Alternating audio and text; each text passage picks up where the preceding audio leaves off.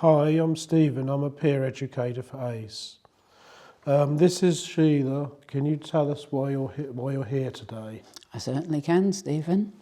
I'm here because of a sad story, basically. My son Richard had Down syndrome and he suffered with constipation all his life, right from birth. When he lived at home, I learnt to manage his constipation and keep him safe. But when he moved into residential care, gradually all that knowledge seemed to disappear over the years. Yeah. And when he was 33, he died as a result of very poor constipation care. Can you tell us what is constipation? Yep.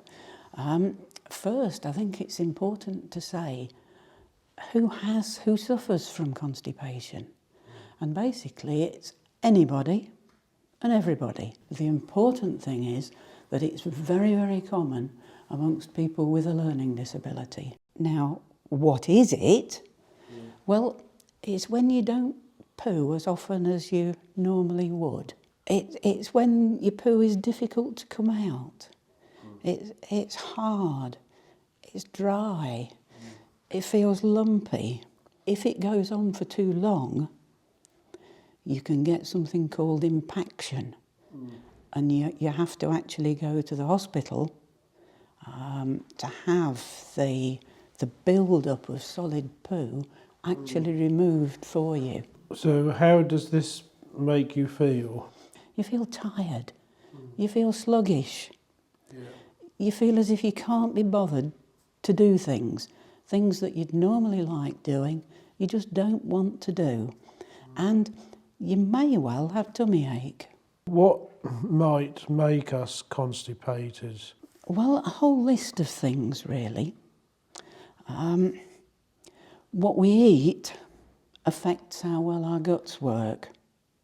So if you don't eat the right things, that can lead to constipation. Fluids.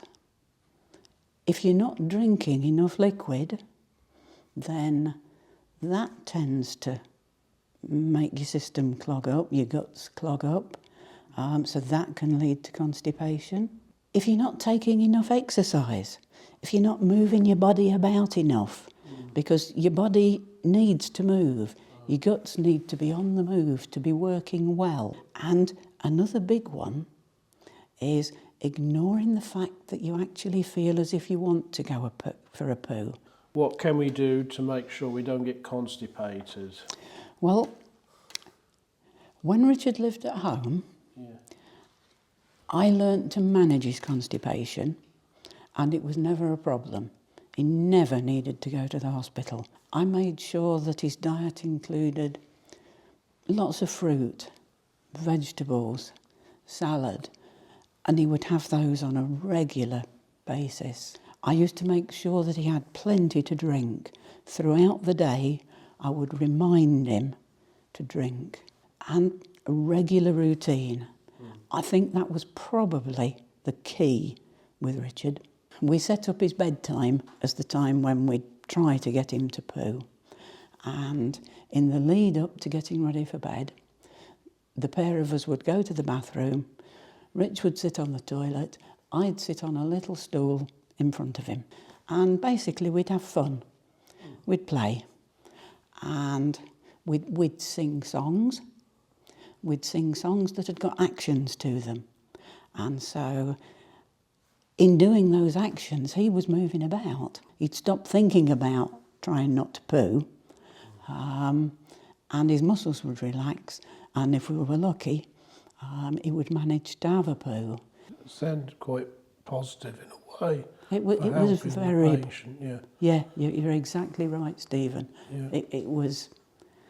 It was using something positive and fun to get Richard able to cope with something that wasn't nice for him, really. And I'd just like to say thank you for coming today. Yeah, I tried to make it positive. I think anything you can do to turn something that's not nice into something positive has got to be a good thing. And thank you for inviting me. It's great to actually get the chance to be able to come along and talk about constipation, because it's only by raising awareness of what it is, how you get it and how you stop it, that we're going to stop sad stories like Richard's from happening. This film was co-produced by Ace Anglia and staff from NHS Suffolk and North East Essex.